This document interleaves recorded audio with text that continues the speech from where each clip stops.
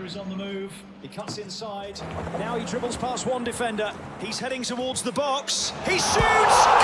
Heaven, I'm in heaven when we're out together dancing cheek to cheek. 104 sveikinasi su jumis šią naują darbo savaitę ir tuo pačiu naują futbolo savaitę.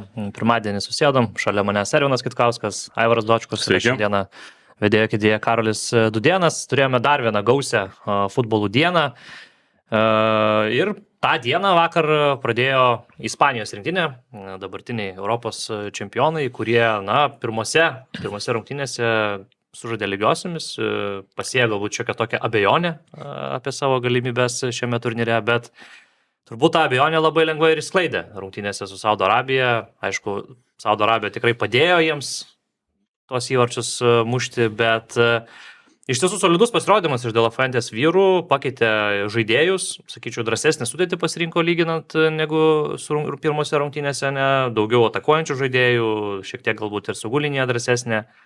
Pedro Poro žengė į aikštę, Lamino Jamalio pirmasis įvartis pasaulio čempionatuose. Mačiau, kad tai padarė, būdamas 14 dienų jaunesnis negu Lionelis Messi. Čia, aišku, visi lygina šitoje vietoje. Tęsiasi rekordai čempionato, vienas po kito. Taip, Mikelis Oyarzabalis, jo dublis, jo rezultatyvus perdavimas, dar kartelį priminė, koks yra fantastiškas žaidėjas Ispanijos rinktinėje. Aivarai, sakai, kažkiek lyginai domėjai, žiūrinėjai, kas keitėsi lyginant su pirmomis rungtynėmis, tai gal turi ką papasakoti.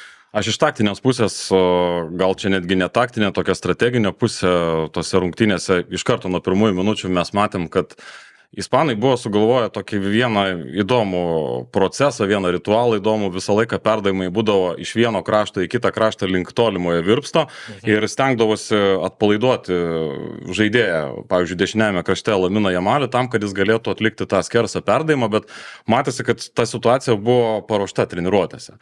Kartais iš žemesnių skersavimo zonų vadinamųjų atlikdavo tos perdavimus į baudos aikštelę tokiame gana, sakyčiau, dideliame aukštyje arba bent jau vidutinėme aukštyje. Kartais tai darydavo iš pusiau kraštų irgi iš žemesnių zonų.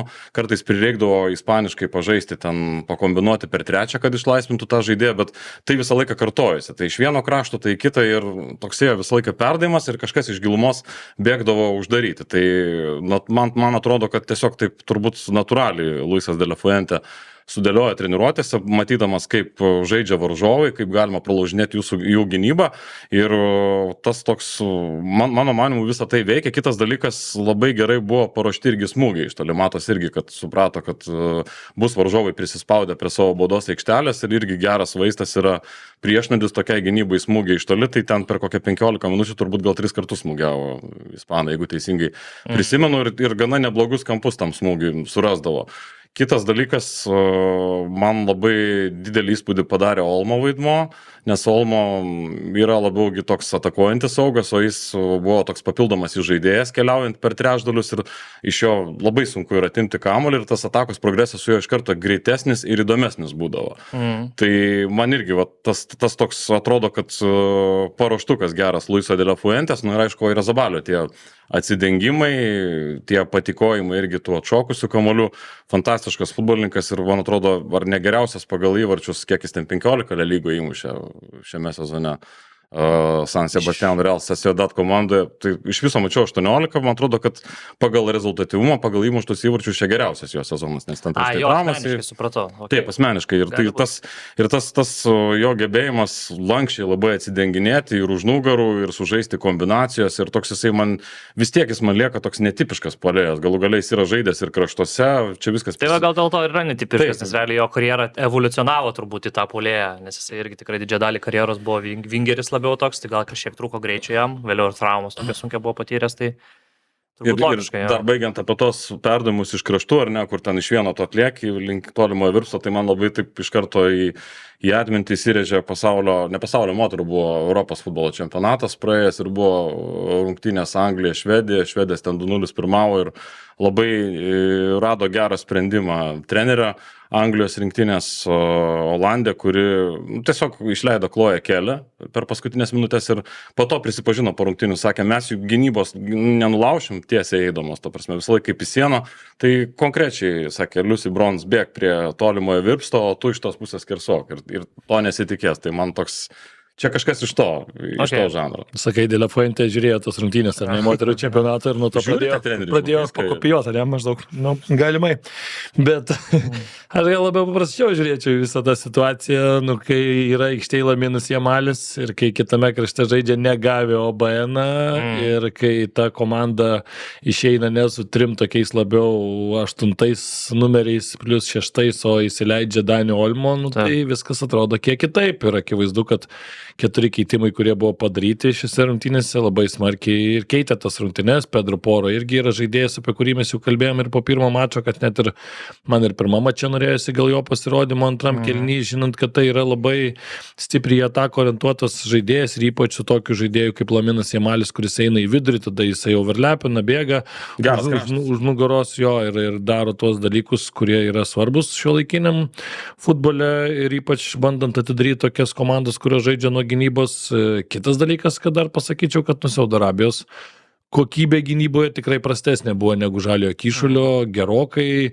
Ten, pavyzdžiui, tas pirmasis įvartis, taip prie tolimo virpsto pamesti Laminą Jamalį, tai čia yra tiesiog labai jau žiauri, neapdairi klaida, visiškai nėra dar jokio nuovargio fono, 10 minutę, tu negali kalbėti apie tai, kad čia trūksta koncentracijos ir jau čia nuovargis, čia iš esmės tiesiog tu esi, pameti savo žaidėją, tu esi tiesiog tokios rungtynėse, kur tu turi žaisti su ispanais, tu negali daryti tokių klaidų, bet tu darai jas grubiausias, kokias tik tai įmanoma. Manau, kad labai yra piktas Graikijos specialistas dar ir dėl to, kad tokie kaip 4 įvartis krenta į vartus, kur po standartų, tai tu tikrai jau prieš ispanus gali nepraleisti, jeigu tu esi susikoncentravęs lygiai taip pat ir tau turbūt labiausiai skauda tokie įvarčiai, tau mažiau skauda ten, nežinau, Lamino Jamalio smūgis ten iš 20 metrų kairę koją ar ten įžaidimai ispanų ar dar kažkas tai, bet tokie epizodai yra skausmingi ir šiaip žvelgiant bendrai visus įvarčius, kuriuos įmušė ispanai, tai su visa pagarba Ispanijai, bet tikrai, kaip ir tu pats pasakėjai, Karlė, tikrai prisidėjo prie kai kurių įvarčių. Saudo Arabijos futbolininkai, taip netiesiogiai, bet ir tuo pačiu tikrai savo gan apmaudžiais ir aplaidžiais veiksmais tiek baudos aikšteliai, tiek šalia jos ir tikrai galima buvo sužaisti, manau, šitas rungtynės geriau. Mane kažkiek nustebino gal Saudo Arabijos irgi toks pasirinkimas, kad tarkim Kano, kuris yra vienas iš tokių darbingiausių žaidėjų aikštės vidury ir tikrai kokybiškas futbolininkas, nežaidė šiose rungtynėse nuo pat pirmųjų minučių, kur man atrodo, kad tai yra žaidėjas, kuris labai svarbus ten aikštės vidury. Aišku, nesakau, kad jis čia vienas pakeistų kažkokį tai vaizdą, bet man atrodo, kad gal net kažkiek suprasdamas prieš ką žaidžia, gal net aš spėčiau, kad kažkiek rinkosi tą sudėtį tokią, kad kai kurios žaidėjus gal net ir ilsino, turėdamas omeny, kad čia prieš ispanus bus labai sudėtinga ir turbūt ne čia bus pagrindinis Saudo Arabijos mūšis šiame čempionate. Jo, iš tiesų, Saudo Arabija, nepaisant to, kad patyrė tikrai skaudų pralaimėjimą, didelių skirtumų, bet iš esmės viską laiko savo rankose prieš paskutinį turą, jų laukia Žaliojo Kyšulio salos kaip oponentas ir ten bus įdomios rungtynės labai. Jo, ir jie drąsiai tikrai gali laimėję tą mačą su 4 taškais tikrai žengtų į kitą etapą. Ispanai savo ruožtų irgi šiuo metu tikrai geroje situacijoje yra 4 taškai, realiai lygiųjų iš esmės pakanka, kad jie net ir tą pačią grupę laimėtų turbūt. Tai De La Fuente turėjo šansą ir pakeisti lyderius po 45 minučių, tą patį Laminą Jamalį vėl po truputėlį įvedinėti į rungtynes, tai tikrai. Man dar patiko, gal toks momentas tiesiog įdomus buvo, kad dar ir pirmajame kėlinyje, kai nebuvo to tokio didelio rezultato, bandė Saudo Arabijos futbolininkai ten kažką kurti puolime ir iš karto tik tai kūrybą, gauna kontraspaudimą. Ispanai greit susigrąžina kamuolį ir iš to bandymo jų kažką sukurti puolime atvirkščiai viskas gaudavosi. Tai irgi toks klausimas, kokiu scenariju tu žaidi prieš tos grandus, ar tu geriau visiškai užsidarai ir lauki savo galimybę, ar tu bėgi, buvo po tokių porą bandymų į kombinacinės atakas išeiti, tai visos jos baigdavosi to, kad ispanai turėdavo erdvių ir galimybių atakuoti ir kurti progas. Jo, šiaip ir Williamsai įsimetė šį kartą ilgiau šiek tiek pažaist pusvalanduką davė, tai šiaip manau, ispanam bendrai tos rungtynės praktiškai užsidėjo visas varneles, kokias tik tai įmanoma ir sužaidė labai, sakyčiau, taip pamatuotai. pirmos 25 minutės tikrai agresyvios, 3 įvarčiai, o po to jau toksai labiau, sakykime, savo užduočių atlikimas, nepervargstant, gera treniruotė, kai kuriems geras fizinis krūvis, kai kuriems įeiti į tą tokį rungtynių režimą ir sakyčiau, kad tikrai De La Fuente turėtų būti labai, labai patenkinti. Ir aišku, tą psichologinę naštą nusimetė. Pirmų rungtynių, čia irgi labai svarbus momentas. Ja. Judame toliau, turėjome taip pat irgi įdomias rungtynes, jau kitoje grupėje Belgija ir Iranas, taip pat dar 2 rinktinės, kurios pergalės skonio kol kas nebuvo pajautusios šiame čempionate, nepajautė ir po šių rungtynių ir čia irgi šioks toks netikėtumas, dar kartelį belgams nepavyksta laimėti, dar kartelį jie neįmuša įvarčio, pirmose rungtynėse pelnė įvartį, bet tą padarė žaidėjas į savus vartus, tai dabar jau turime 4 pasaulio čempionato rungtynės iš eilės.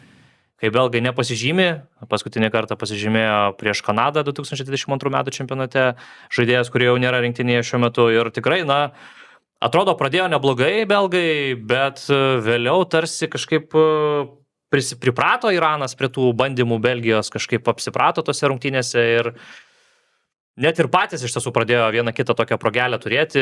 Thibaut Courtois tikrai to darbo šiame mače turėjo. Aišku, antrajame kėlinyje Maksimas De Kuiperis, ten jau turėjo mušti įvartį, ten tiesiog jau net nėra ką daugiau ir pasakyti. Padarė žvaigždį šalia Rezo Beranvando, bet tiesiog jau ten pats puikiai supranta, kad neišnaudojo auksinės progos pasižymėti. Vėliau Nathanas Ingoj, jo klaida.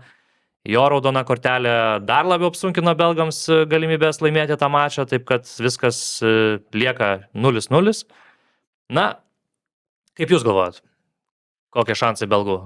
Šiaip, belgai labai nuvilė. Jau kalbėjom ir po pirmo mačo, kad tie lūkesčiai jiems nors ir nebuvo kažkokie dideli užkelti, bet žiūrint į tos komandos žaidimą, ir dar dabar, kai jie žaidžia be Dokų, šitos rungtynėse. Virusais skatim pasigavo. Jo, tai akivaizdu, kad tikrai tai yra komanda labai smarkiai priklausoma būtent nuo šio futbolininko, kuris gali dar apeiti, gali visiškai kitaip tada šiek tiek tą komandą atrodyti, to aštrumo gauti, o dabar žiūrint į tas rungtynes su Iranu, tikrai kažkiek, tu matai, kad belgų futbolininkai yra aukštesnės kokybės, tikrai faktas, tas matosi plika akim, bet tu matai, kad jie nėra tiek jau geresni ir kaip komanda, vis tiek tu žiūri De Bruyne priekį, matai Lukaku ir nenori, toks jau pensionato, šiek tiek vaibelis ateina, negražu gal taip sakyti, bet labai jaučiasi tam priekį, kad tu turi tuos žaidėjus, atrodo vardai įspūdingi, atrodo tie žaidėjai, tu žiūri juos, tu dar turi tą atmintį, kad jie čia kažką tuoj padarys, bet supranti, kad visgi jau turbūt šitų žaidėjų geriausi laikai labai labai toli praeityje ir juos kartu matant tenais priekį, sunku tikėtis to tokio kažkokio veržlumo, gyvybės ir va čia yra turbūt didžioji Belgijos rinktinės problema dabar. Man tai labai įdomus personažas, aišku, yra treneris Rudi Garcia ir pas jį kažkaip karjeroje taip įdomi yra, arba jis sukuria labai įdomias komandas, aišku, tai yra treneris, reikia pasakyti iš karto, kuris mėgsta tą kamuolio kontrolę, mėgsta atakuojantį futbolą, nėra kažkoks labai ten didelis pragmatikas, nors visokių versijų buvo pas jo treniruotas komandas, bet kažkaip pas jį arba rock'n'rollas, kai buvo Marselį treniravo, Su Lionu prisimenu, jis tą pandeminį sezoną ar ne iki pusfinalio buvo nukeliavęs, man atrodo, Čempionų lygos, buvo ten jo turbūt karjeros žydėjimas. O po to Romoje visi prisimena, kaip jis dirbo Romoje su nostalgija, jo darbo prisimena irgi ten Čempionų lygoje, man atrodo, iki ketvirtfinalio buvo nukeliavę ir įdomi komanda, įdomiai žaidė, bet pastaruoju metu darbas Napolėje, ar ne, ten visiškai nesėkmingas sezonas, nors iš kitos pusės ten buvo tas sezonas, kai Napolio prezidentas De Laurentiis labai daug įsakinėjo, norėjo po Luciano Spalečio, kad komanda išlaikytų tą patį braižą ir kaip supratau, nedavė visiškai Rudi Garcia nieko sukurti. Tai jie turėjo tokį konfliktą, bandė Garcia, kadangi, kaip suprantu, jis yra toks gana prisitaikantis, tolerantiškas žmogus, bandė jis prisitaikyti prie De Laurentiiso, bet vis tiek tos trintis įvyko ir jam ten nieko sukurti nepavyko ir jis taip išvažiavo truputėlį galvą nulenkęs, kad, žodžiu, lūkesčiai buvo dideli, o savo karjeroje užsidėjo tokią negerą dėmę, žymę, nežinau. Tai šiaip, kur jisai turi problemų, pažvelgus į tą pačią sudėtį, kaip ir Vervinas teisingai pasakė, man atrodo, kad jis turi tą tokią problemą, o ką dabar čia man reikia leisti, nes jeigu pažvelgus į tą visą ketvirtą puolimo, tai jisai visai galingas atrodo, tas pats Trosaras, tas pats De Bruyne. Bet tai nėra tik pavardės, ne? Nėra, kad jau liko tik pavardės. Trosaras Trosaras, tai ne, bet Trosaras taip. Trosaras viename krašte, Doku, kitame krašte Bet Doku nebuvo šitos rungtynės. Nebuvo, bet tai, ką dabar turėjo šitos rungtynės grįžtų į tas pirmas rungtynės ir jam yra problema, pavyzdžiui, turbūt, kaip tu neleisi Kevino De Bruyne'ės, bet De Bruyne, nu tai visą sezoną jo praktiškai nebuvo. Serijoje nežaidė, jis nestovavo Napoliui dėl traumos. Ir grįžo tik tai sezono pabaigoje. Ir grįžo ne pats geriausias ir matėsi kaip ir Napolio strategas, kaip Antonio Conte, irgi nervinosi, matydamas, kad jis netoks yra, kad jis negali to duoti, ką norėtų Conte. Apie Lukaku irgi ten skandalas po skandalo buvo sezono pabaigoje, bet šiaip žvelgiant ar ne į sudėtį, Ervinas teisingai čia pasakoja apie ispanų drąsą, kaip kartais reikia, pavyzdžiui, įmeti Olmo ar ne, ir viskas keičiasi nuo to. Tai čia irgi, pavyzdžiui, galėjo į tą dvejetą vidurio saugų kažkokį labiau atakuojantį išleisti ir drąsiau sužaisti Salemakersas. Ok, jisai žaidė kairio krašto puolėjo pozicijoje arba saugo pozicijoje, tai čia jam irgi įprasta taip žaisti, nes jis yra žaidėjas, kuris gali ir tame krašte sužaisti ir gynyboje kaip krašto gynėjas, ir kaip krašto saugas, bet čia galėjo drąsiau elgtis. Aš tai būčiau, nežinau, nekuklu turbūt ten trenerių auklėtis tokia patirtim Rudi Garcia, bet galėjo Salemakersas žaisti dešiniam krašte, galėjo kažką turėti tame dešiniam krašte tarp tų po atakuojančių žaidėjų linijos, iš turinčių tokias atakuojančias savybės ir truputėlį paaštrinti tą savo puolimą. Kitas dalykas vėlgi, o ką vietoje Lukaku, jeigu tu žaidi su to tikroju 9 numeriu. Pirmas rungtynės buvo tokias eksperimentinės, jeigu neklystu, ten Deketelaras žaidė 9 numerio poziciją, tai aš, pavyzdžiui, irgi taip matyčiau, kad o kodėl ne variantas vietoj De Bruyne'ės Deketelario atakuojančio saugo pozicijai.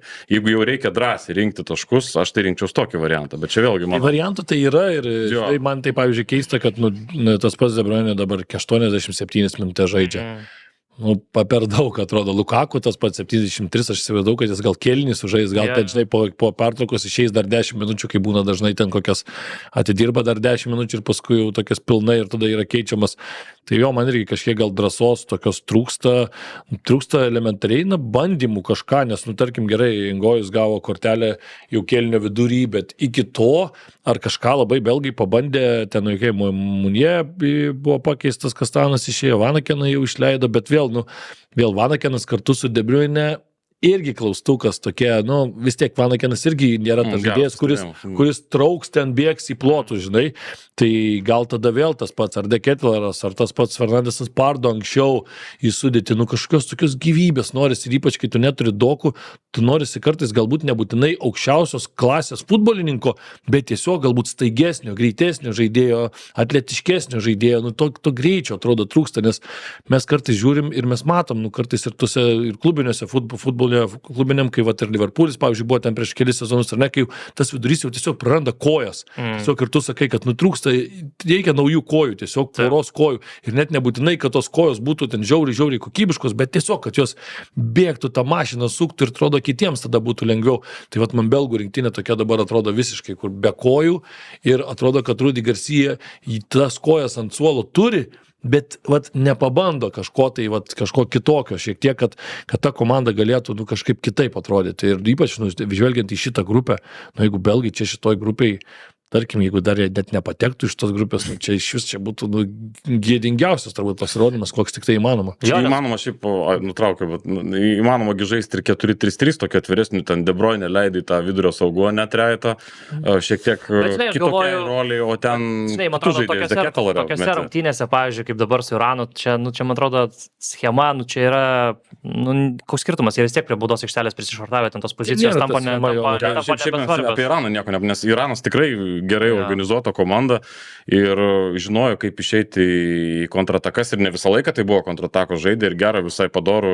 įdomų pozicinį futbolą ir mane, nesakyčiau, kad stebinogi mes matome, kad FIFA reitingė, kur ten 20 vietoje yra Iranas. Tai, bet žinai, FIFA reitingė, tai reikia būna Azijos čempionato turbūt lengviau.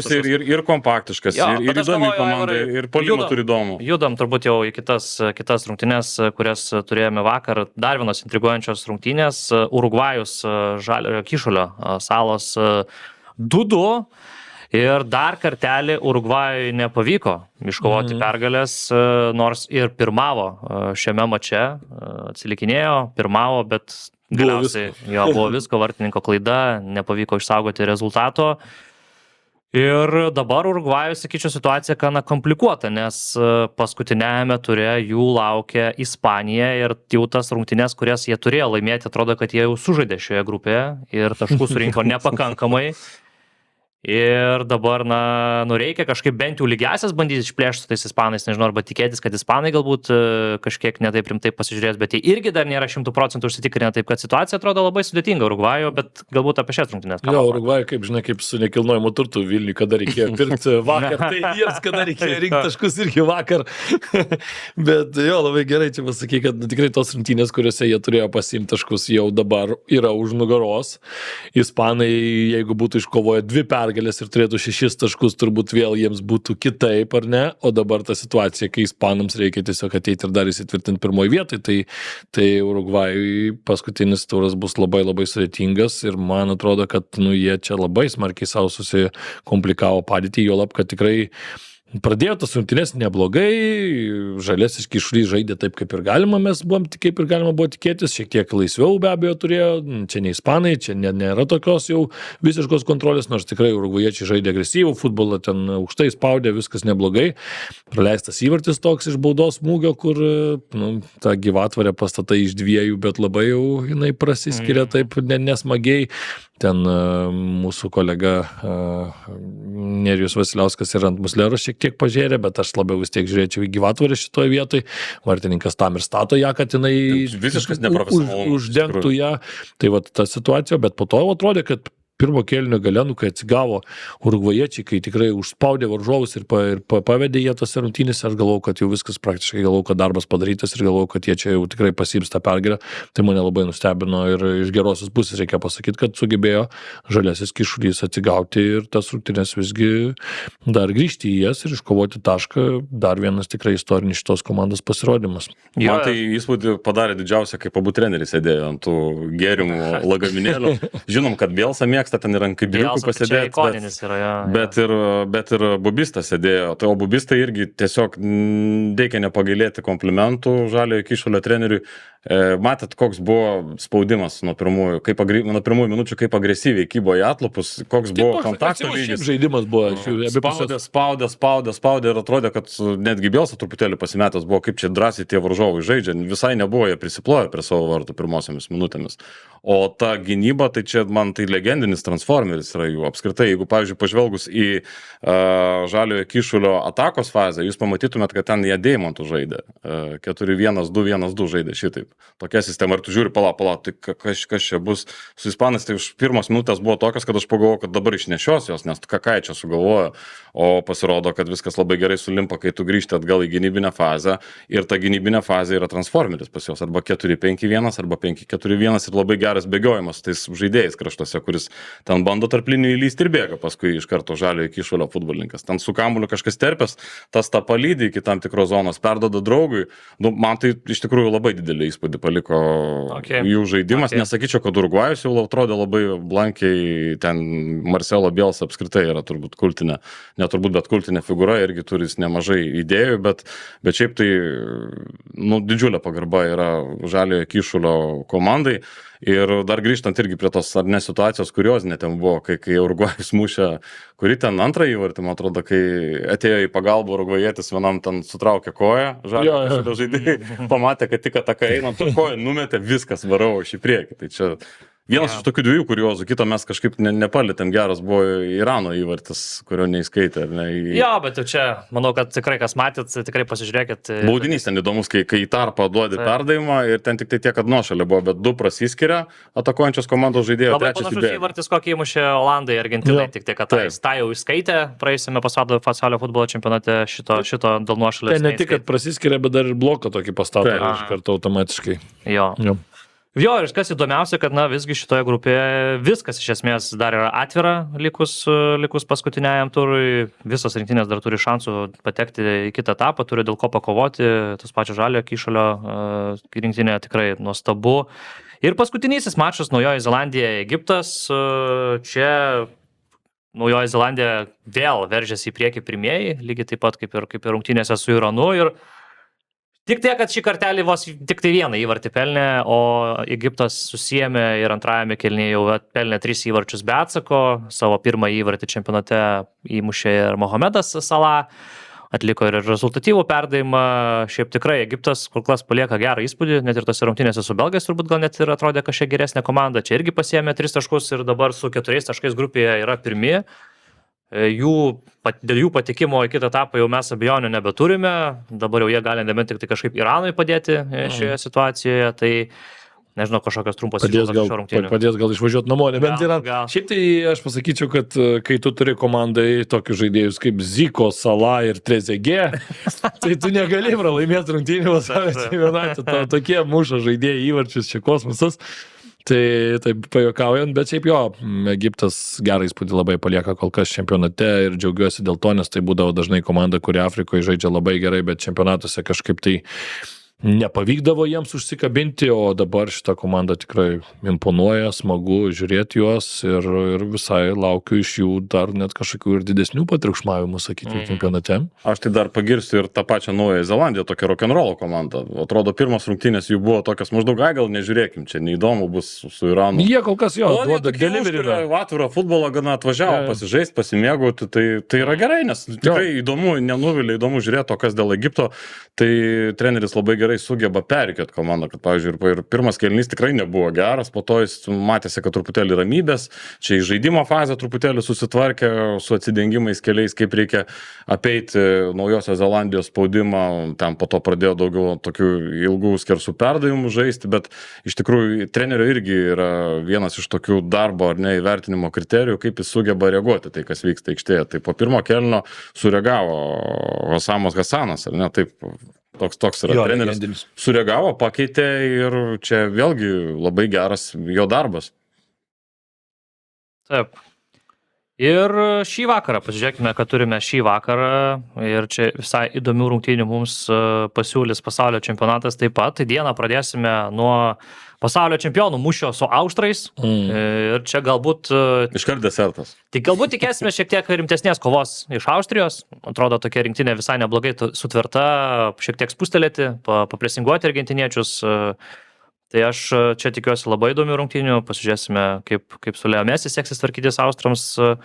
Jo, toks pirmasis rimtesnis išbandymas, nes kol kas Alžyras kažkaip nepasiūlė Argentinai, tai man atrodo, kad po pirmo mačo Argentina gal šiek tiek ir taip visi pradėjo įsivaizduoti, kaip čia jau irgi būsimus dar vienus pasaulio čempionus dar kartelį iš eilės, bet šitos rungtynės turbūt bus toks geras testas. Lakmuso popierius. Ir su to žaidimu labiau per vidurį Argentina irgi įdomu, ar nenusvils ir galbūt pakeis Argentinos treneris savo žaidimą, nes austrai gali per kraštus mušti, austrai ir gali spaudimu mušti. Kol kas aš nematau to Raniko, dar to garsiojo spaudimo, galbūt dabar jis bijungs, galbūt dabar bus daugiau žaidimo 1-1 ir tos rungtynės iš tikrųjų yra kertinės.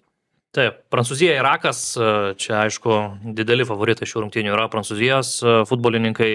Čia klausimas ne kas laimės, o kiek laimės. Ja, Arba kada pradės mušti.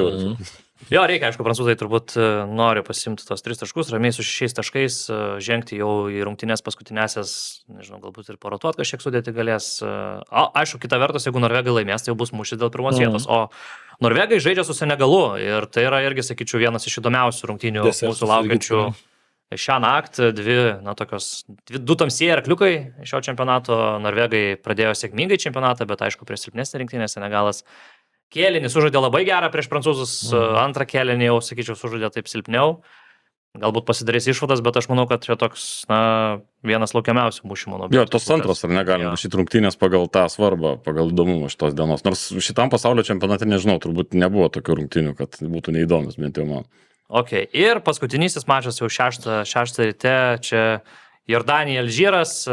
Čia jau futbolo romantikam. Jo, čia. Kodėl? Jordanija tikrai gerai atrodė su Austrija ir ten tik tai tam tikri smulkus dalykėliai leido austrams laimėtas rungtynės, nors visą laiką priešinosi kaip reikiant. Jordanija ir man tikrai gerą įspūdį paliko ir Alžyro komanda, kad pralaimėjo Argentinai 0-3. tai irgi dar neparodo, kad komanda žaidė prastą futbolą. Visai neblogai ten žaidė, bet Mesis, tam tikros irgi detalės. Ir galų gale čia su tais vertinimais 3-0 irgi reikia būti atsargiems, nes, pavyzdžiui, toks Tunisas turbūt ir sudegė, man atrodo, po pirmų rungtynių buvo tos rungtynės. Nebuvo jos tokios prastos, kad reikėtų atleidinėti trenerį. Ten, aišku, kitų trinčių, dabar su nauju treneriu, kas ten geriau pasidarė. Taip kad irgi aš siūlyčiau žiūrėti atsargiau į rezultatą ir labiau žiūrėti pačias rungtynes. Ir tik pamačius rungtynių tą visą kontekstą, tada sakyti, kad ta komanda yra labai bloga, o ta labai gera. Jo, faktas, kad reikia abiem komandom čia taškų, gal net idealiu atveju kažkur reikia pergalės, nes tiesiog kitų atveju gali būti, kad čempionatas taip ir baigsis po 3 turų. O mes šiandien tarėme jums sudie, ačiū, kad buvote kartu, įsijunkite mus rytoj, gero futbolo ir iki. Iki. Visam.